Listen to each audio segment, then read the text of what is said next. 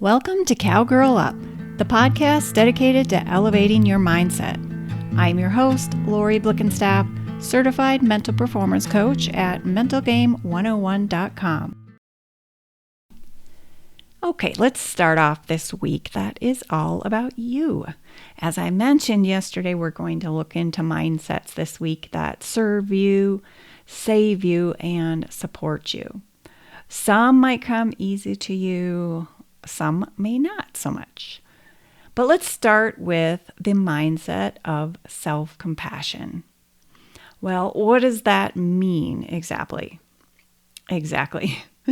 Well, to put it simply, self-compassion is just treating yourself like you would treat a best friend. And I'll give you a couple of examples, but first let's just talk about why self-compassion is important.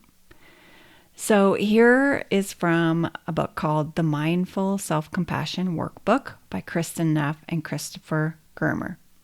They explain that research shows that people who are more self-compassionate tend to have greater happiness, life satisfaction, and less depression. They also have resilience needed to cope with stressful life events and disappointments. So, what does it look like? Well, first, answer me this. Would you berate a friend for having a bad performance or making a mistake?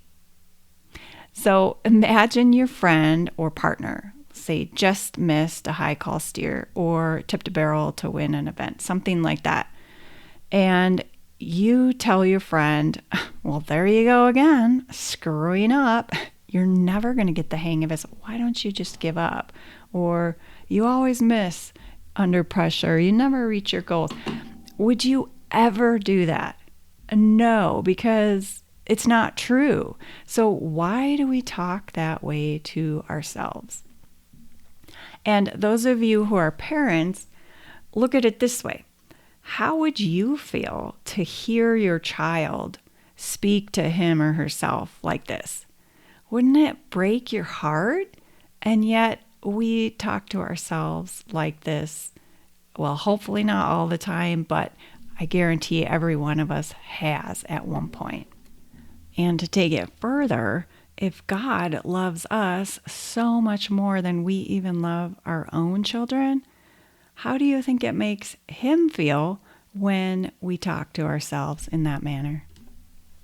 Now, having self-compassion does not mean that we can't have high standards for ourselves. It doesn't mean that we make excuses for any time we make a mistake. It doesn't mean that we're going to be self-centered. It just means that we treat ourselves with kindness. Instead of harsh criticism, we want to be our own ally, not our enemy. So next time you catch yourself in some harsh or negative self-talk, acknowledge it, check it, and trade it for more supportive self-talk. If this does not come easy to you, just imagine your best friend and what they would tell you in this instance, and then say that to yourself. And let's wrap it up with our power statement of the week. I support and encourage myself in pursuit of my goals. So much for tuning in today. If you have any questions, feedback, or comments, I'd love to hear from you. Email me at lori@mentalgame101.com.